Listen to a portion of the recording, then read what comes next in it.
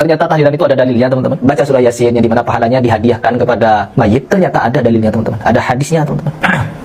Dan saya kaget ketika di-share video ini sama netizen. Mas ini coba bahas ini. Tuh lihat, ada dalilnya dari hadis bahwa Nabi Muhammad SAW memerintahkan kepada kita membacakan surah Yasin kepada mayit. Ada ternyata teman-teman. Coba kita simak seperti apa videonya. Tapi ingat, nanti kita akan komentari dan paparkan fakta datanya juga agar kalian belajar bareng. Bukan saya ingin mengajari, tapi saya ingin ngajak kalian mikir cuma. Itu saya ngajak belajar bareng teman-teman. Tapi ketika saya perhatikan, dia belajar barengnya itu terfokus kepada satu titik saja. Tertuju kepada titik-titik yang membenarkan pemahaman dia. Tidak mengambil dari sudut pandang keseluruhan teman-teman. Seperti di video ini. Coba kita simak. Orang yang meninggal teman-teman. Padahal dari penjelasan teman-teman saya, dari asatidz saya, dari guru-guru saya, hadis ini bukan ditujukan kepada orang yang sudah meninggal, tetapi orang yang akan menghadapi sakratul maut, sedang sekarat. Jadi kalau ada kerabat kita, orang tua kita, atau siapapun di antara kita yang sedang menghadapi sakratul maut, maka bacakanlah Yasin. Namun perhatikan baik-baik, hadis ini lemah teman-teman ya. Hadis ini lemah. Kita loh, jadi ada yang menyatakan bahwa orang-orang yang meninggal ini bukan yang akan meninggal, bukan yang sedang sekarat, tapi yang sudah meninggal, sudah mati teman-teman. Lanjut dulu. Ini barakallah. Dan di sini teman-teman, kita juga akan share dan kita juga akan share video ini seluas-luasnya agar apa? Agar orang-orang tahu mana nih yang benar, mana yang keliru. Di dalam bab ini teman-teman, orang yang disebut dengan bacakanlah Yasin, ini ada takhrisnya juga, bukan cuma dari golongan yang dia sebutkan. Bahkan salah satu keempat imam mazhab yaitu Imam Malik. Imam Malik memberikan komentar terhadap hadis ini. Coba kita bacakan agar kalian sama-sama tahu ya. Yang pertama, hadis ini didhaifkan oleh Syekh Albani, Syekh bin Baz, Syekh bin Utsaimin, semua bilang dhaif. Ya, semua bilang dhaif teman-teman. Dan Syekh Ibnu Utsaimin bilang kalau hadisnya sahih, dibacanya bukan saat sudah mati, tapi saat orang sakratul maut. Jelas di sini ya. Dan hadis ini tidak berhenti sampai di sini teman-teman. Ada penjelasan dari Imam Malik. Imam Malik mengatakan bahwa makruh hukumnya baca surah Yasin saat orang sekarat karena dhaifnya hadis tersebut dan karena itu bukan amalan yang diamalkan orang-orang. Ada kitabnya. Ya, ada rujukannya teman-teman. Dan yang bilang siapa? Imam Malik langsung. Bahkan saya diberikan salah satu rujukan ya teman-teman, hujah bahwa memang pendapat tersebut hanya dicari untuk membenarkan saja. Ya, untuk membenarkan saja teman-teman, bukan mencari kebenaran, tapi untuk pembenaran. Yang mencari dalil untuk pembenaran bukan menunjukkan kebenaran. Karena kalau mau berpendapat terhadap pembacaan Al-Qur'an terhadap mayit apakah sampai atau tidak, ya banyak yang berpendapat tidak sampai. Kita cukup ikuti yang pendapat terbanyak saja. Contohnya seperti ini. Mayoritas ulama di antaranya mazhab Hanafi, Syafi'i dan Hambali berpendapat bahwa disunahkan membaca surah Yasin kepada orang yang sedang menghadapi sakratul maut. Kepada orang yang sedang menghadapi sakratul maut sunnah dibacakan teman-teman. Mereka mendasarkan pendapat ini pada beberapa dalil, tetapi dalil-dalil tersebut tidak lepas dari kelemahan. Diriwayatkan oleh Ahmad ya, dan Abu Dawud dari Ma'qil bin Yasir radhiyallahu anhu, ia berkata Rasulullah SAW bersabda, bacakanlah Yasin kepada orang-orang yang sekarat di antara kalian. Namun hadis ini lemah. Imam Nawawi melemahkan dalam kitab Al-Azkar dan Ibnu Hajar dalam At-Talkhis. Berkata Ibnu Al-Qattan menganggap hadis ini cacat karena adanya kegoncangan dalam sanad. Statusnya yang mauquf, tidak sampai kepada Nabi, serta ketidakjelasan keadaan perawi Abu Utsman dan ayahnya. Ibnu Arabi juga menyebutkan bahwa menurut Al-Duraqutni, hadis ini memiliki sanad yang lemah, matanya tidak jelas dan tidak ada hadis yang sahih dalam masalah ini. Jadi jelas teman-teman, antara orang yang ingin mencari pembenaran kebenaran itu berbeda hal. Kita jelas menyaksikan di sini bahwa beliau itu siapa dan namanya saya tidak perlu sebutkan. Beliau hanya menunjukkan pembenaran saja. Benar loh, ada ininya, tapi tidak membaca secara sudut pandang yang lain. Terlebih dari keempat imam mazhab, kan kacau. Bahkan pendapat ini juga dilanjutkan oleh Syekhul Islam Ibnu Taimiyah bahwa membacakan Al-Qur'an kepada orang yang sudah meninggal itu bid'ah. Tetapi membacakan surah Yasin kepada orang yang sedang sakratul maut itu sunnah. Kadang secara tidak langsung orang-orang yang seperti Ajir, seperti ya orang ini ketika mengucapkan, makanya jangan lupa baca. Barangkali kalian tidak membaca. Ada lo bukunya, ada lo tulisannya. Terus di bagian ini, apakah Imam Malik lupa membaca? Tidak tahu kepada hadisnya. Imam Nawawi tidak membaca. Syekhul Islam Ibnu Taimiyah tidak membaca. Saya malah aneh dengan orang-orang NU seperti ini yang seolah-olah mengkerdilkan orang yang menganggap itu bid'ah, seolah-olah tidak membaca hal seperti ini. Makanya di sini teman-teman, orang yang mengatakan itu bid'ah, mengatakan ini amalan tidak ada asal, karena apa? Mereka punya alasan. Entah menjumpai ada dalil-dalil palsu, dalil-dalil lemah ketika digunakan untuk membela amal seperti ini. Ketika hendak mau diluruskan, mereka memiliki bantahan yang dimana bantahannya pasti berbau seperti itu, merendahkan dan lain sebagainya. Padahal orang-orang salafi hanya mengajak agar kita meninggalkan amalan-amalan yang dimana mengandung unsur hadis atau dalil-dalil yang lemah, bahkan palsu, agar kita jauh lebih selamat, agar kita beragama lebih simpel lagi, sederhana lagi, tidak ruwet mengikuti tradisi-tradisi seperti ini. Apalagi sudah jelas di situ ya teman-teman, bahwa seperti Imam Malik pun tidak menganggapnya benar. Oh, Imam Malik kan manusia, iya, sesama manusia. Tapi ikuti siapa pendapat terkuat. Pendapat terkuat apa? Apalagi lemah. Pendapat terkuat pasti dilandasi dengan dalil yang sahih. Jadi kalau kita mau melakukan ibadah tertentu, maka ambillah dari yang sahih. Yang sahih saja sudah membludak teman-teman. Yang sunnah saja sudah membludak. Kenapa kita malah mengamalkan ibadah-ibadah yang bid'ah? Karena memang jelas amal yang bid'ah ini condong mematikan sunnah. Dan ketika sudah mati, maka orang akan beribadah dengan suka-suka. Kita saksikan orang-orang ahlul bid'ah. Kebanyakan oknum-oknumnya bukan semakin dekat dengan Allah Subhanahu wa taala, tapi makin terciduk banyak kasus pencabulan. Bukan semakin dekat terhadap Allah Subhanahu wa taala, bukan teman, tapi malah semakin rajin bikin ibadah-ibadah baru. Sampai-sampai ada slogan, orang sudah naik makom menjadi wali, syariat sudah tidak berlaku bagi dia. Sudah ada yang seperti ini dan banyak. Banyak teman.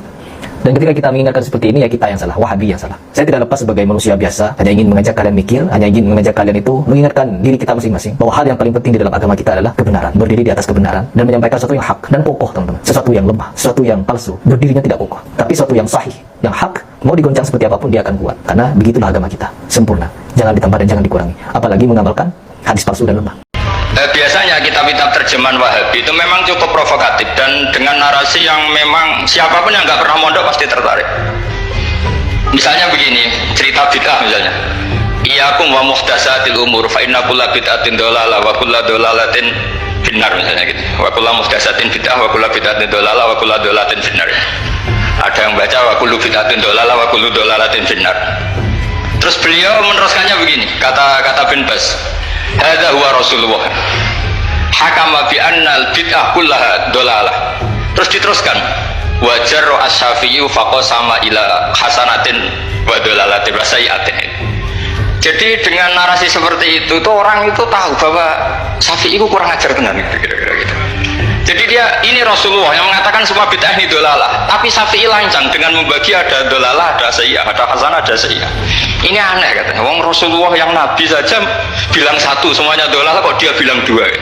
Diredaksikan Jaro'ah, kira-kira makna sedannya yang lama atau berani. Sehingga orang mesti tanya, kenapa sih tidak ikut Rasulullah saja? Tapi ini satu ilmu, setidaknya ilmu perdebatan, bukan ilmu hakiki, karena kita tidak tahu yang diridhani Allah yang mana. Tapi kemudian Sayyid Muhammad dalam kitab Abwaabul Faros, juga dalam kitab-kitab beliau menyanggah itu dengan mengatakan jika makna bid'ah adalah yang nggak pernah dilakukan Rasulullah, itu salah besar. Terus beliau cerita sekian, termasuk yang diceritakan adalah ada seorang sahabat ketika sholat dengan Rasulullah tidak pakai doa mainstream, yaitu ketika itidal sahabat tadi bilang alhamdulillah hamdan katsiran thayyiban mubarakan fi. Setelah itu setelah Nabi habis sholat umul qail, siapa tadi yang melafadzkan itu? Semua sahabat diam karena takut disalahkan. Tapi apa yang dikatakan Nabi? Tidak, saya tidak akan nyalahkan. Saya tadi melihat isna asra malakan, saya tadi melihat 12 malaikat yabtadirun ayyuhum yaktubu awwalu. Semuanya itu bergegas siapa yang nulis awal. Terus kata sahabat tadi, ha anada ya Rasulullah. Padahal ini satu kalimat yang bahkan Rasulullah tidak mengajarkan, dan Rasulullah bahkan iskal kenapa ada kalimat itu, tapi toh dibenarkan oleh Allah dan Rasul. Cerita Sayyid Muhammad kedua adalah ada sahabat setiap ngimami itu main kulhu. Wah, ngimami apa saja main kulhu. Singkat cerita makmumnya itu gerutu, ini orang kok main kulhu terus ya. Setelah dilaporkan ke Rasulullah, ditanya sama Rasulullah, kenapa kamu main kulhu? Ini dilaporkan ke saya. Kata si musolli tadi, imam tadi, di annaha sifatur rahman, dalam surat itu semua sifatnya Allah, maka fa'ana uhibbuha, saya senang itu. Apa kata Rasulullah? Saya disuruh bilang Allah ke kamu bahwa Allah mencintai kamu karena kamu mencintai kulhu. Terus keterusan sampai sekarang itu orang-orang NU baca kulhu terus gitu. Karena sekali baca idza samsu kuwirat mesti kepunting gitu. Tapi artinya itu dibenarkan Rasulullah min ghairi sabqi ta'limin minhu, tanpa ada pelajaran dari beliau. Runtuhlah teori bid'ah bahwa bid'ah adalah semua yang nggak pernah dilakukan Nabi, diajarkan Nabi. Nyatanya beberapa kali Nabi membenarkan sesuatu yang belum pernah diajarkan oleh beliau. Masalahnya adalah tidak semua orang baca kitabnya Sayyid Muhammad atau baca tidak paham. Nah, sementara kitab Hadhihi Mafahimuna itu diterbitkan secara masif oleh pemerintahan Arab Saudi dan ada terjemahnya lagi, sehingga yang nggak bisa Arabnya bisa terjemahnya.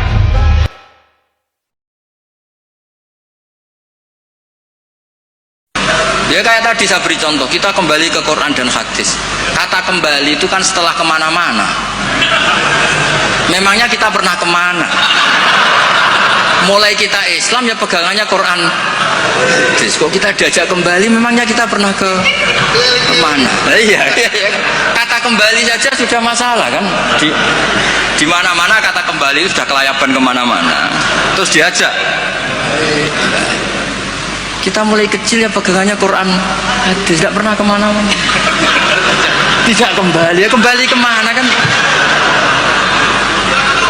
Enggak, ini kalau model mantek ya, ini kan. Ya nggak usah kembali ya, memang kita tidak pernah kemana-mana. Ya kan? Sederhana kan? Sudah kamu sekarang kembali apa sudah di situ? Kembali apa sudah di situ? Sudah di situ. Jadi sederhana, sebenarnya ngaji itu gampang. Illam yuwafiq afhama ulama ahlil haq al-akabir al-akhyar. Di sini disebut al-akabir al-akhyar. Ketika Mbah Hamid terkenal, Mbah Mun terkenal, Mbah Hashim terkenal, itu penting, itu rencana Allah. Supaya orang kalau terkenal itu barokahnya itu diuji oleh publik.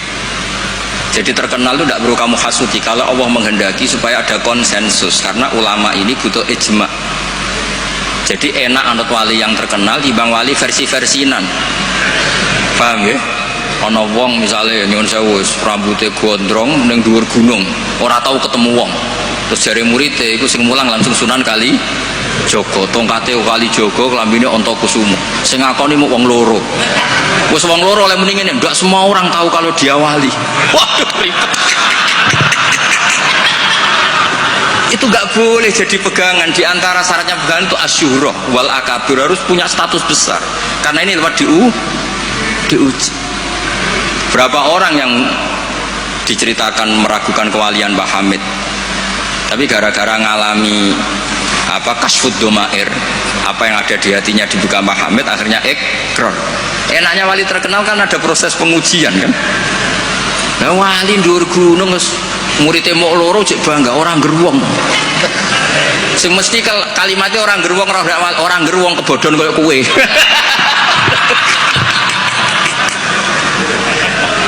Itu kan kayak bakul jamu. Kue tok saya kayak rego diskon, lainnya enggak. Tiap ketemu orang kamu saja yang tak kasih harga segilanya enggak. Sebetulnya kalimat pasti kue tok sing kebodhon. Nah, makanya butuh transparansi. Itu tidak hanya di birokrasi, tidak hanya di dunia ulama, semuanya butuh transparan supaya diuji. Makanya di sini Mbah Hashim menghentikan ulama ahlil haq al-akabir al-akhyar. Maka syarat jadi nabi pun harus ada gunjingan dulu. Nggak boleh nabi nggak terkenal, harus terkenal.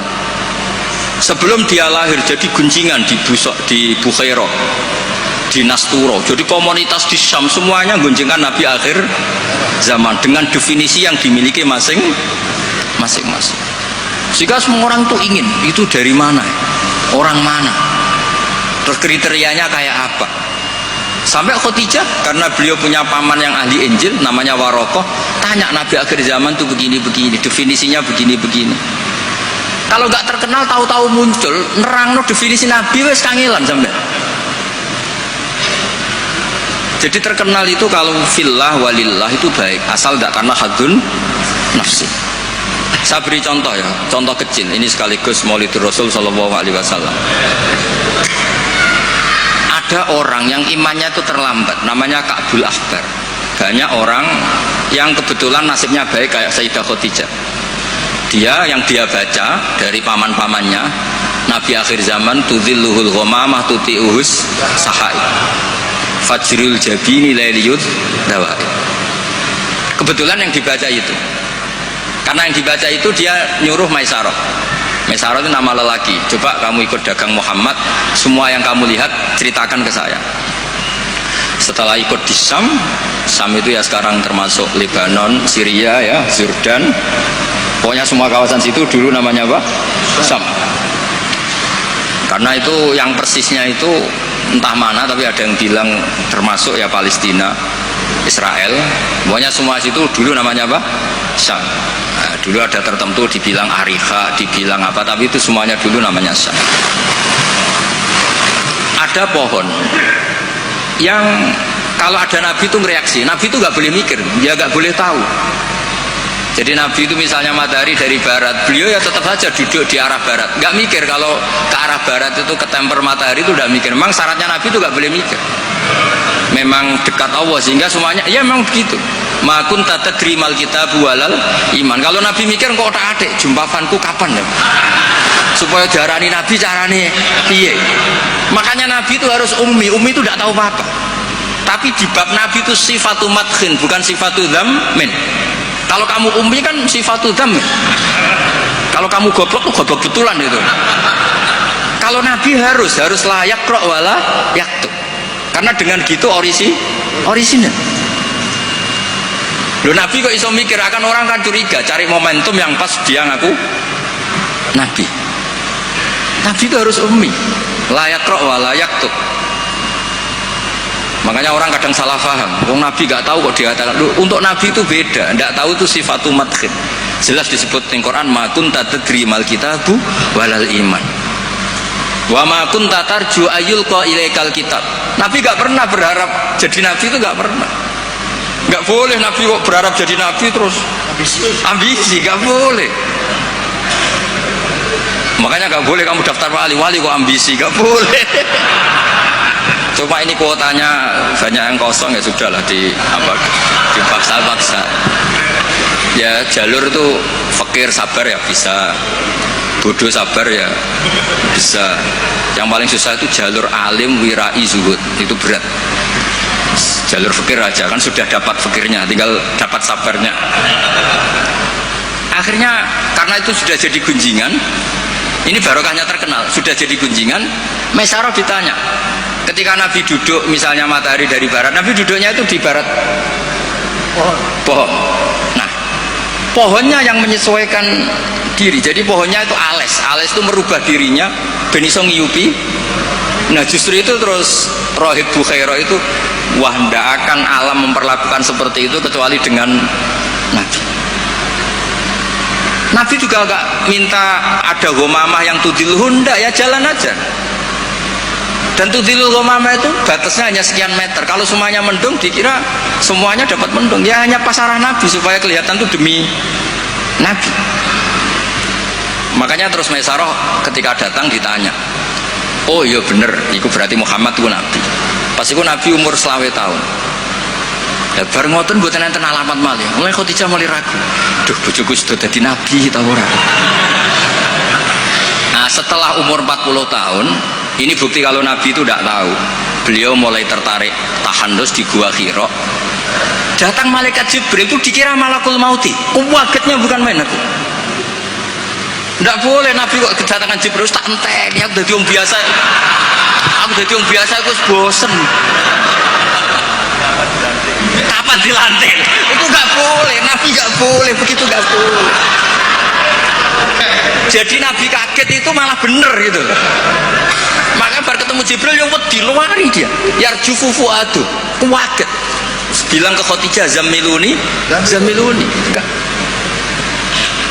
Loh, kalau orang kan umumnya kan seneng. Jibril nanti ini suya udah diwong awam guys bosan. Tidak seperti itu. Clear nih guys, benten. Jadi Nabi itu nggak tahu. Makanya wahyu disebut fujah, kaget. Dan Nabi kaget karena dianggap itu malakul maut. Wes bareng minta zamiluni itu sama Khadijah dikemuli terus cerita. Saat tadi ditemuin gini-gini saya kaget takut. Sayyidah Khadijah yang seneng karena dia pernah ragu 15 tahun. Tahu alamat kan umur Nabi 25, dapat Nabi 40. Sebenarnya bukan main, absyir karena kamu harus seneng. Fawawu ala yuzika wa abadan innaka la tasilur rahim wa tahmilul kalla wa taqridhuifa wa tu'inu ala nawaibil haq. Sebenarnya Khadijah, lo coba sepinter itu kalau dia agak belajar dulu tidak bisa. Kenapa bisa belajar? Karena sudah terkenal akan ada Nabi akhir zaman. Akhirnya dikomunikasikan sama Waraqah bin Nawfal, paginya ayo besok ikut ke Waraqah bin Nawfal, ke paman saya. Itu di kitab Bukhari ada redaksi wakana nasroniyah kot wakana kot tanah sorofil jahiliyah wayak tubuh bil injil wayak tubuh minal injil bil ibroniyah. Masya Allah ayak tub, dia itu penginjil dan dia menguasai bahasa Nabi Ibro. Makanya komentar beliau tidak Jibril tapi hadan namus alladzi jaa bi Musa. Dia gak bilang Jibril, masih pakai bahasa Ibrani, hadan namus alladzi jaa bi Musa. Dan syaratnya Nabi itu kudu diusir. Nah, ini yang agak berat. Tapi ya barokah, semua orang yang diusir kaya Nabi. Padahal diusir muka mertua kok ngentekno donyane. Diusir muka mertua ngentekno donyane jare.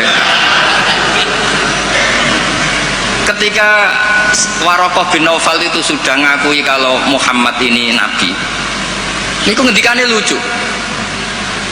Ya letani fi hajat an khina akhrajaka qaumuk. Aku sayang wis tuwek, cung umpama ijek kuat ngono. Andaikan saya nanti masih kuat, itu saya ingin bela kamu. La ansurannaka nasron mu'azzaron. Saya pasti membela kamu mati-matian. Nabi ya mboten ngerti, lagi-lagi tidak ngerti. Tapi saya ulang lagi, tidak ngerti yang sifatu madkhin. Nabi ngendikan awamu khrijiyahum. Kalau kiai-kiai sarang ya maknane itu khabar muqaddam mubtada awamu khrijiyah ana ta iku wong sing ngetono ingsun hum te kaumi. Saya ini Quraisy. Saya ini terpandang, keluarga saya orang terhormat. Masa iya kaum saya ngusir? Kan nggak kebayang ya, misalnya Gus Ahmad diusir wong Pasuruan, Putu Mbah Hamid, orang-orang terhormat kan nggak kebayang terus. Makanya Rasulullah itu juga GR, masa iya saya ini anaknya Abdullah, anaknya Abdul Muthalib, orang terpandang kok di. Tapi Waraqah bin Naufal ngendikan, "Cung, aku wis tuwek, sayang saya tidak menangi kamu ketika kamu diusir." Lu coba kalau itu nggak ada bukunya, nggak ada referensinya kan nggak tahu. Terus Nabi Muhammad protes, awamu khrijiyahum, masa saya ngalami diusir? Terus beliau ngendikan, tidak ada orang yang seperti kamu illa udiya, kecuali dimusuhi. Wa iyyudrikni yaumuk ansurka nasron ma'zaron. Andai kan saya menangi itu, pasti kamu saya bela. Ternyata akhirnya Nabi diusir, dan itu Waraqah tahu, Khadijah tahu. Maka menurut pakar-pakar tarikh, andai kan kita secara ngawur, secara objektif, kadang objektif yo ngawur, mergo terus gak sopan. Kadang objektif yo ono ngawur, mergo terus gak sopan. Awaluman amanah mutlaqan itu pilihannya kalau ndak Khadijah